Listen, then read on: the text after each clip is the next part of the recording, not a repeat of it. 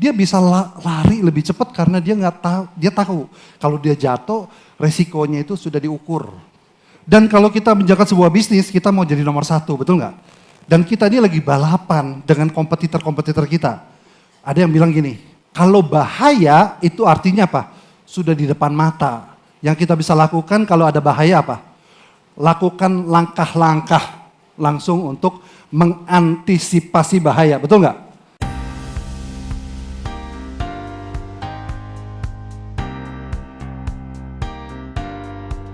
Halo Sobat Sukses, ketemu lagi di segmen WFH, Word from Heroes. Kali ini saya akan merangkum insight-insight yang saya pilih khusus dari video. Selamat menonton dan sukses selalu. Nah, sebetulnya apa itu bedanya antara danger atau hazard dengan risk? Apa bedanya? Ada yang bisa kasih tahu saya apa bedanya antara bahaya dengan risk? Ya, ada yang bilang gini, kalau bahaya itu artinya apa? Sudah di depan mata. Yang kita bisa lakukan kalau ada bahaya apa?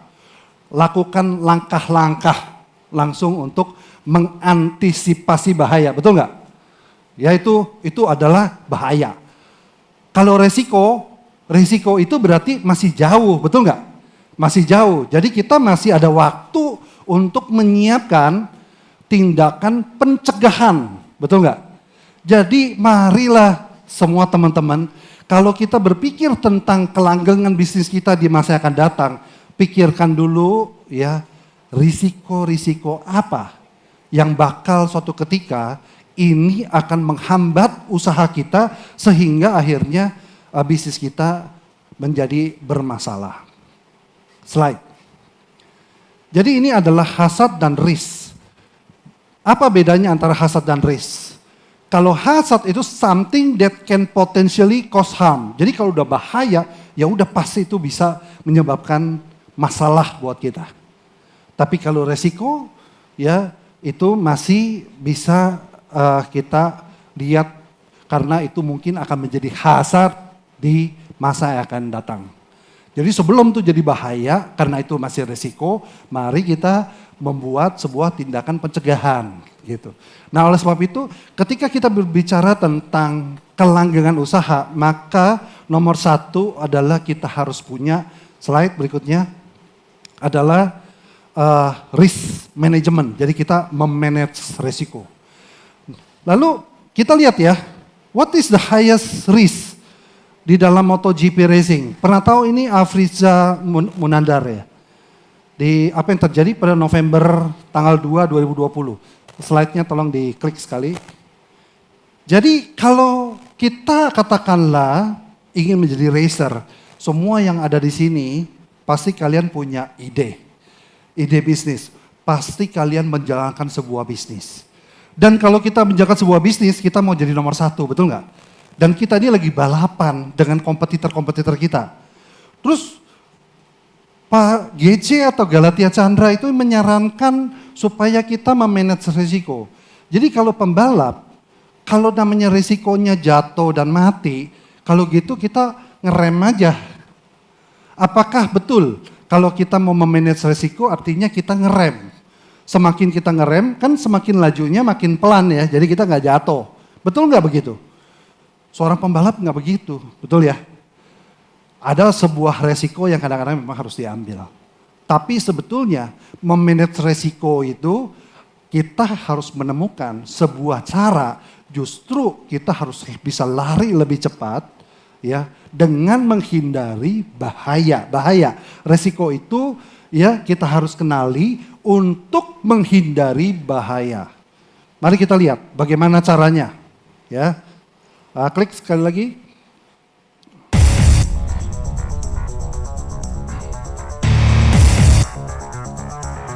Ini adalah jaketnya, ya bentuknya. Ini.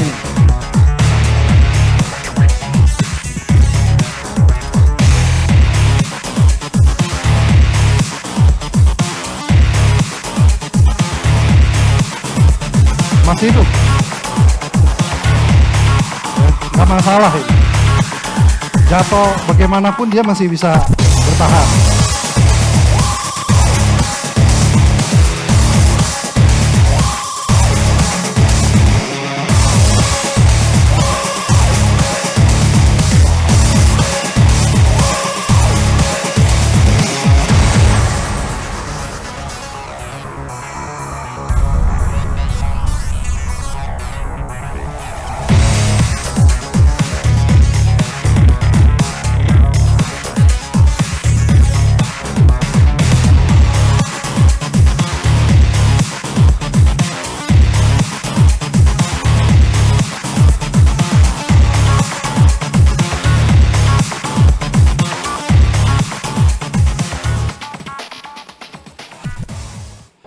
Jadi kita lihat apa yang masalah dengan Afrizal.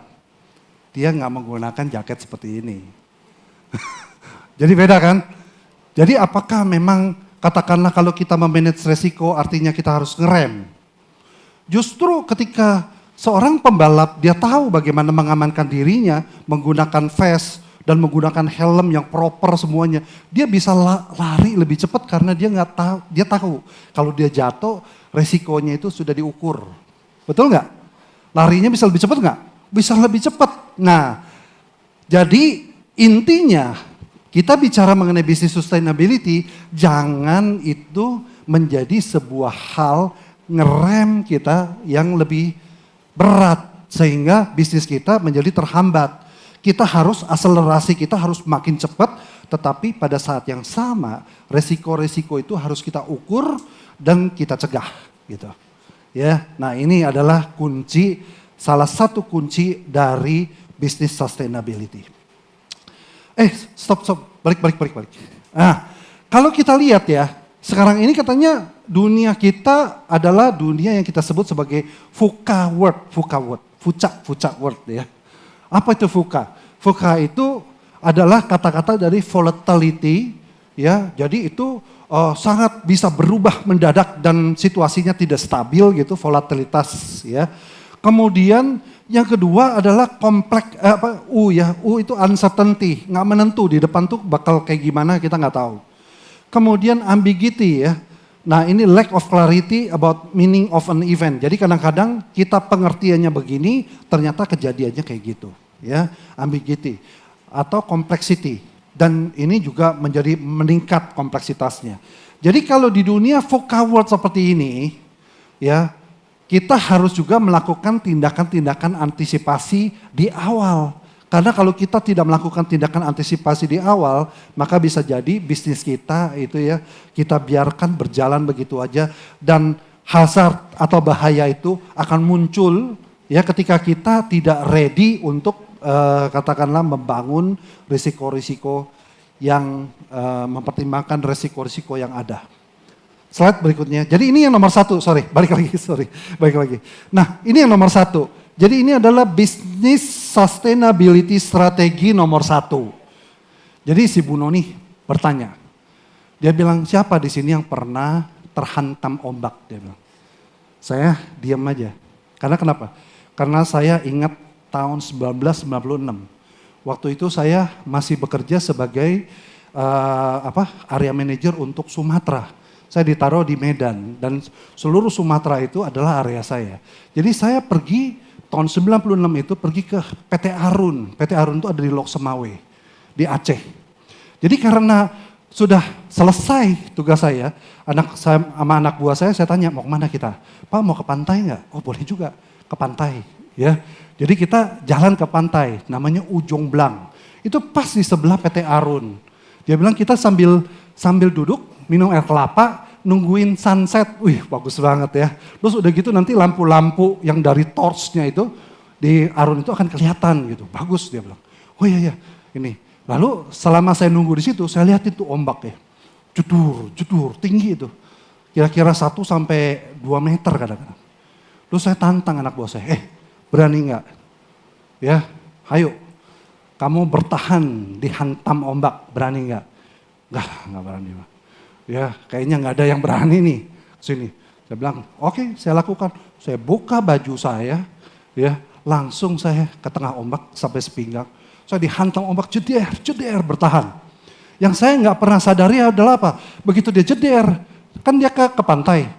Masuk lagi, set, ke bawah saya. Jadi kaki saya itu diseret ombak masuk ke dalam air. Ya, jadi saya keseret ombak. Dan saya hampir mati di situ. Ya, karena itu yang namanya Aceh itu adalah Selat Malaka. Selat Malaka yang menuju ke Laut Andaman.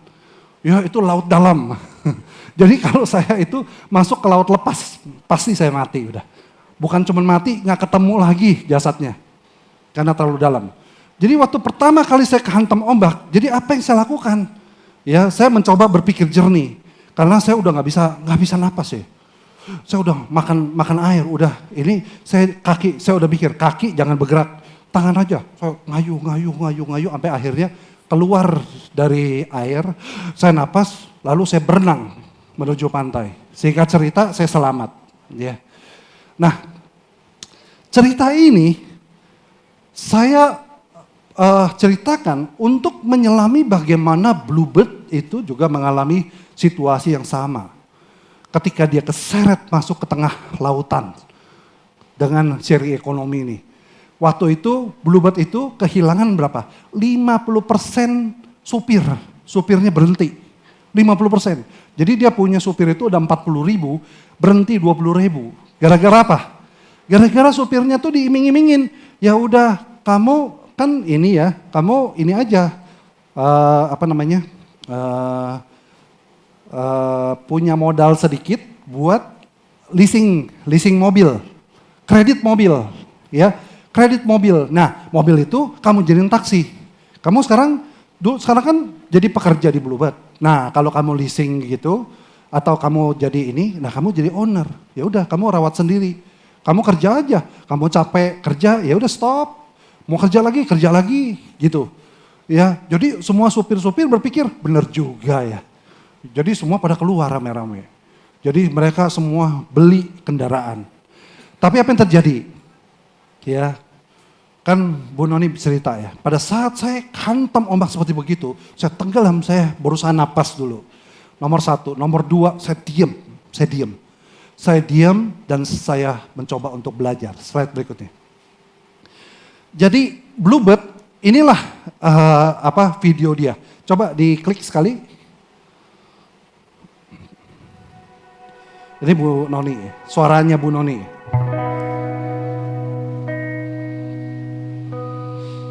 Berubah itu tidak mudah. Mungkin buat yang belia, yang baru dan lincah, berubah itu mudah.